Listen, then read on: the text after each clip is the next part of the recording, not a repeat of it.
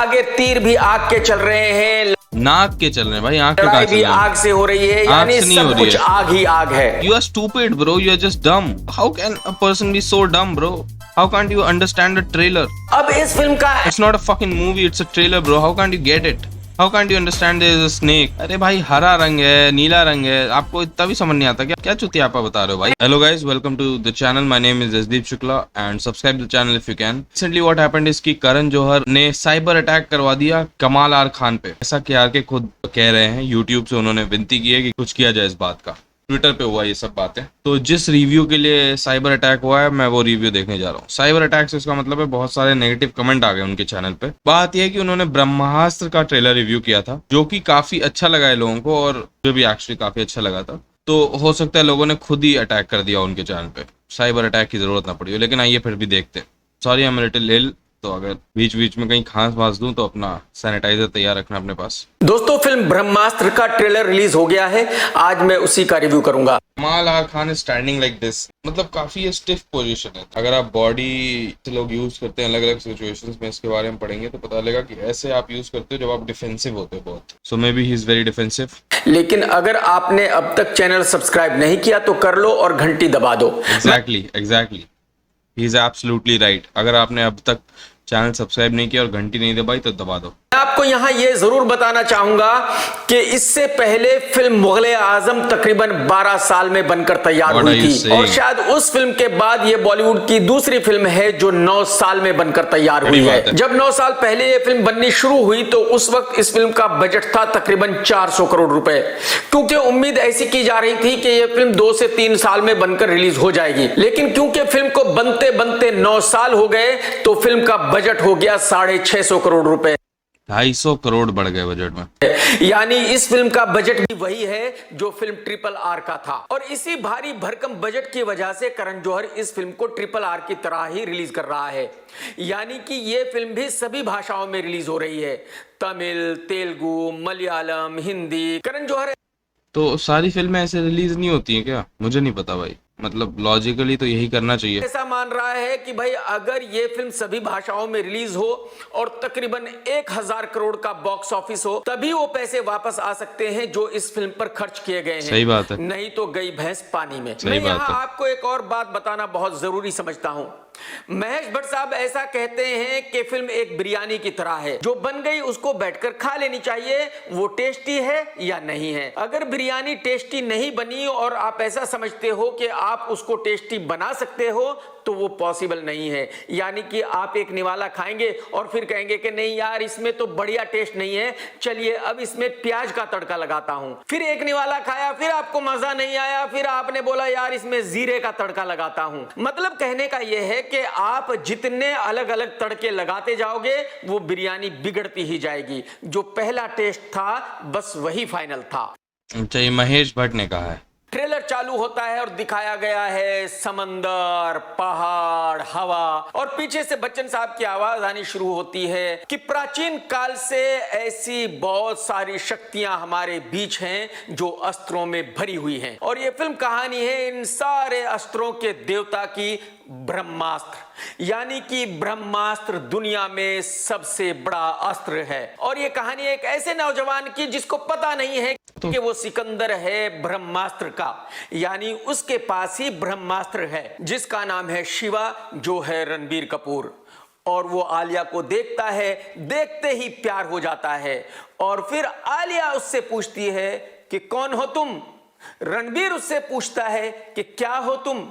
अरे अयान मुखर्जी साहब, कम से कम दोनों को अलग अलग डायलॉग तो दे देते, यानी दोनों को एक ही डायलॉग चिपका दिया। ठीक है भाई साहब, अलग ही तो डायलॉग है भाई। कौन हो तुम और क्या हो तुम सेम होता है क्या? कौन खा रहे हो और क्या खा रहे हो? कौन खा रहे हो तो फिर तो आप एक कैनिबल हो गए, जो एक इंसान खा रहा है। कौन खा रहा है? आज तो भाई गुप्ता जी को खा रहे हैं, गुप्ता जी बहुत टेस्टी है। आप कभी किसी लड़की के पास गए हो? गए ही होगे। यू गेट लिटिल क्या बोलूं, you just say stupid shit, this is a stupid shit, this is one of the stupid shit that you say, hey can I get that pen, take my box, and you ran away. That what to say dude. की मर्जी। रणबीर और Alia romance कर रहे हैं और रणबीर का हाथ पानी की तरफ जाता है और पानी में से आग निकलते हुए उसके हाथ में लग जाती है। अचानक ही अपने आप ही लग जाती है। कुछ भी। अरे मेरे बाऊ, रणवीर कपूर इज फायर। अगर आप सोचो कि मैं मैग्नेट हूँ और पानी में किसी ने सिक्का फेंक दिया तो सिक्का मेरे हाथ में आके चिपक जाएगा ना। It is that kind of a scene. मैं अभी क्या समझाने क्या लगा यार, मैं तो मजे करने आया हूँ। कोई नहीं, लेकिन समझ लो भाई। लेकिन शिवा का हाथ जलता ही नहीं है क्योंकि आग उसको जला ही नहीं सकती, वो खुद ही एक आग है। अब रणबीर कहीं मंदिर में खड़ा है, एक आग उसके दिल में अंदर उतर रही है। नहीं, उसके दिल में आग नहीं उतर रही है। आपने फोटो डाली फिर भी आपको समझ नहीं आया। उसके जो ये औजार उसने पहना है ब्रह्मास्त्र टाइप का कुछ भी, उसमें से आग निकल रही है या उसमें जा रही, कुछ तो हो रहा है। कहीं मंदिर में खड़ा है, एक आग उसके दिल में अंदर उतर रही है। फिर बच्चन साहब की एंट्री होती है, नागार्जुना की एंट्री होती है, सबकी आंखें नीली हैं। ये सभी लोग किसी ना किसी अस्त्र के मालिक हैं। अब एंट्री होती है इस फिल्म की विलन मौनी रॉय की, यानी कि जिस फिल्म में रणबीर कपूर है, अमिताभ बच्चन है, नागार्जुना है, इतने बड़े बड़े योद्धा हैं, उस फिल्म की विलन है Mouni Roy. Well, you are right, you are right. She is not as big of a personality कि वो उनके सामने खड़ी हो सके। But the thing is that I think this is a 3 part movie और 3 पार्ट का पहला पार्ट है she is just a smaller goon. She is not the main villain. She is, I'm not here to defend Brahmastra, but I think you didn't get it, uncle. So just want to tell you, I think you just came to roast him, roast the movie. You just came and you wanted to roast the movie. Since you're roasting the movie and since you're roasting it incorrectly, I'll have to correct you. This is a 3-part movie and Moni Roy would be, I think, the villain of the first part and just a minor goon. That is what I think. Why are you laughing? भाई साहब, करण जौहर साहब, अयान मुखर्जी साहब, माफ कर दो भाई साहब।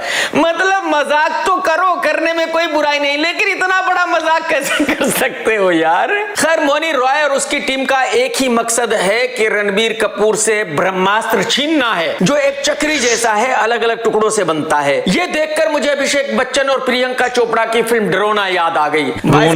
ड्रोना नहीं भाई, ड्रोना। उस फिल्म में भी जब प्रियंका चोपड़ा ब्रह्मास्त्र घुमाती थी ना, आप यकीन करें जो लोग थिएटर में बैठ के वो फिल्म देख रहे होते थे उनका दिमाग घूम जाता था।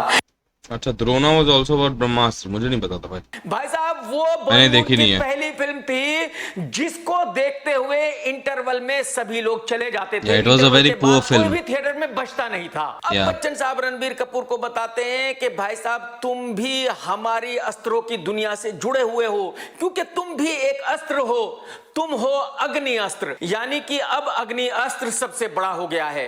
अब तक तो यह कहा जा रहा था कि ब्रह्मास्त्र सबसे बड़ा अस्त्र है और उसी के बारे में यह फिल्म है, और वो सबसे बड़ा हथियार ब्रह्मास्त्र रणबीर कपूर के पास है और इस फिल्म की विलन मौनी रॉय भी उसी को छीनना चाहती है। तो अब अचानक उस ब्रह्मास्त्र की वैल्यू खत्म हो गई और अब रणबीर कपूर खुद सबसे बड़ा अस्त्र बन गया, अग्नि अस्त्र। ओ भाई, मारो मुझे, मारो मारो मुझे, मारो मारो। नहीं, ये मजाक।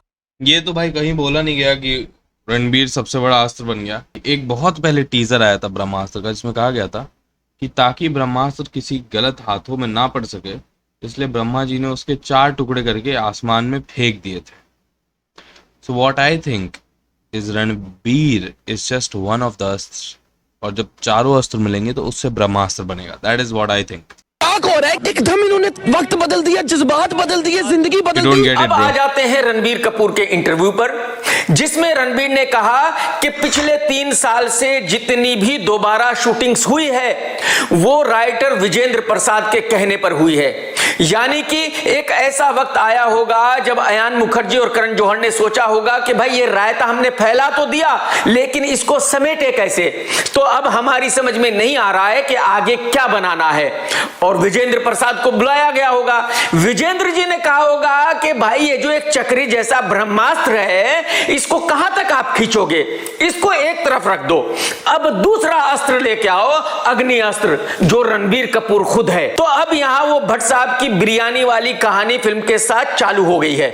Now you are just making up stories. अब फिल्म में लड़ाई आग की चालू हो जाती है। रणबीर ऐसे हाथ करता है और आग उसके हाथ में आ जाती है। अब बच्चन साहब भी आग लेकर आ जाते हैं। रणबीर नागार्जुना से कहते हैं कि अंकल जी आप ये सब फेंको, आप भी आग उठा लो, अब आग से लड़ेंगे। ये कहाँ होता है, झूठ बोल रहे हो भाई आप तो। ये देखकर मुझे एक फिल्म की याद आ गई जिसका नाम था रुद्राक्ष। Well, to tell you the truth, I also compared the movie's trailer to Rudraksh at some point. This is what I said. Only place where he looks like Sanju Baba from Rudraksh. I don't know. I saw this. I laughed a little bit because मुझको वो याद आ गया. Arigato gozaimasu. उस film में भी संजय दत्त, सुनील शेट्टी वगैरह सबकी आंखें नीली पीली थी और उस फिल्म में भी कुछ ऐसा ही कारनामा था जैसा कि इस फिल्म में है। Actually, to tell you the truth, रुद्राक्ष का जो मेन पॉइंट था ना वो काफी अच्छा था। जो मेन स्टोरी थी कि रावण का रुद्राक्ष जो था वो रावण ने कहीं दफना दिया था जो उसको तपस्या के बाद मिला था और सुनील शेट्टी उसको ले लेता है जाके। उसके बाद लोग एक दूसरे के दिमाग में जाते हैं, पूरा इंटरस्टेलर शिट होता है। But the quality of the movie is bad because it was shot बहुत पहले और बहुत सारे अजीब अजीब उसमें प्लॉट आ जाते हैं, बीच में रोमांस आ जाता है, गंदा गंदा सीन आ जाता है कई सारा, which is not appropriate for viewing with your family. नहीं तो movie was quite solid if it was made today. अगर अभी बनाते हैं इस मूवी को, it would be a massive blockbuster. I think it would be a great movie. उसमें जब पर्दे पर हीरो एक दूसरे से लड़ते थे तो देखने वाले दर्शक अपना सर पीटते थे और कहते थे कि भाई साहब हमें माफ कर दो। और अब आगे तीर भी आग के चल रहे हैं, नाक के चल रहे हैं भाई, आग के लड़ाई भी चल रहे हैं। आग से हो रही है, यानी से नहीं हो सब रही कुछ है। आग ही आग है। You are stupid, bro. You are just dumb. How can a person be so dumb, bro? How can't you understand a trailer? अब इस फिल्म का It's not a fucking movie. It's a trailer, bro. How can't you get it? How can't you understand there is a snake? अरे भाई हरा रंग है, नीला रंग है, आपको इतना भी समझ नहीं आता क्या? आग क्या क्या चुतियापा बता रहे हो भाई? एंड क्या होगा, क्योंकि ये इतना बड़ा कारनामा, इतना बड़ा रायता है कि इसका अंत कुछ बनता नहीं है। तो मेरे ख्याल में अंत यही होगा कि रणबीर के अंदर से वो आग निकल कर चली जाएगी, रणबीर इंसान बन जाएगा और Possible. आलिया से शादी कर लेगा जो ऑलरेडी हो चुकी है। Possible. वो तो दोनों शादी करके अपने घर पे आराम से रह रहे हैं। Possible. अब मैं यहाँ आपको एक बहुत ही जरूरी चीज बताना चाहूंगा। क्या? इस फिल्म से जितने भी जुड़े हुए लोग हैं वो ये कह रहे हैं कि ये फिल्म सुपर हीरो फिल्म नहीं है। बिल्कुल सही कह रहे हैं वो, ये फिल्म सुपर हीरो फिल्म नहीं है, बल्कि ये करण जौहर की आग है। और जो राम गोपाल वर्मा की आग का हुआ था, जाहिर सी बात है करण जौहर की आग का भी वही होना है। इस फिल्म में I don't get that reference. जितने भी एक्टर्स हैं उनका यह कहना है कि भाई हमें नहीं पता था कि क्या बन रहा है, ये सिर्फ अयान मुखर्जी को पता था कि वो क्या बना रहे हैं। जो वो कहते गए हम वो शूट करते गए। इससे पहले ये जब भी किसी फिल्म के साथ हुआ है वो फिल्म सुपर डुपर फ्लॉप ही हुई है। ठग्स ऑफ हिंदुस्तान के जितने एक्टर्स थे उनका भी यही कहना था कि भाई हमें नहीं पता क्या बन रहा है, ये आदि चोपड़ा को पता है या डायरेक्टर को पता है, वही जानते हैं कि क्या बना रहे हैं। फिल्म रिलीज हुई थी, सुपर डुपर फ्लॉप हो गई थी। एक फिल्म मुझे याद आती है बैंक चोर, उसके प्रोड्यूसर भी आदि चोपड़ा थे और उसके जो एक्टर थे रितेश, विवेक ओबेरॉय, उनका यह कहना था कि भाई हमें नहीं पता डायरेक्टर क्या शूट कर रहा है, वो बैठ के कुछ हवा में ऐसे लिखता रहता है, बाद में कहता है चलो भाई ये शूट करना है, हम शूट कर लेते हैं, बात खत्म। फिल्म जब रिलीज हुई तो कुत्ता भी देखने नहीं गया था। और इस फिल्म के एक्टर्स का भी यही कहना था कि भाई हमें नहीं पता अयान मुखर्जी क्या शूट कर रहा है। But that is how some actors and some directors work. और ऐसा ही हुआ था जग्गा जासूस के साथ, which was also a flop. But ऐसा ही हुआ था बर्फी के साथ, which was quite a critically acclaimed and quite a good movie as people say. और कई सारे ऐसे डायरेक्टर्स हैं बाहर भी जो नहीं बताते। Actors get very frustrated by this because आपको पता नहीं चल पाता कि आप हो कौन, आपका कैरेक्टर क्या। You are not able to get into the character fully क्योंकि अचानक से कुछ नया आ जाता है। This is how some people work. And in this situation, बीच में कोविड आ गया, बहुत सारी दिक्कतें हुई थी. So I don't know what the film might look like, but this point is a valid point. The movie might be bad, might suffered because of this thing. जो वो कहता है हम शूट कर लेते हैं और पिछले 9 साल से यही चला आ रहा है। और ट्रेलर देखकर यह साफ पता चलता है कि अयान मुखर्जी को बेचारे को कुछ नहीं पता था कि क्या बनाना है। वो कभी विजेंद्र प्रसाद से पूछता था कि आगे क्या करूं, कभी करण जौहर से पूछता था कि आगे क्या करूं, कभी किसी और से पूछता था कि आगे क्या करूं। You're just stating for the sake of it, dude. और जो कारनामा उसने बनाया है वो आपके सामने है। टेक केयर दोस्तों। Marvelous piece of art. जय Hind, I must Vande say. मातरम, सत्यमेव जयते। What? एक मिनट भाई, ये क्या एंडिंग है? वो आपके सामने है। टेक केयर दोस्तों, जय हिंद, वंदे मातरम, सत्यमेव जयते। सत्यमेव जयते। Okay, cool.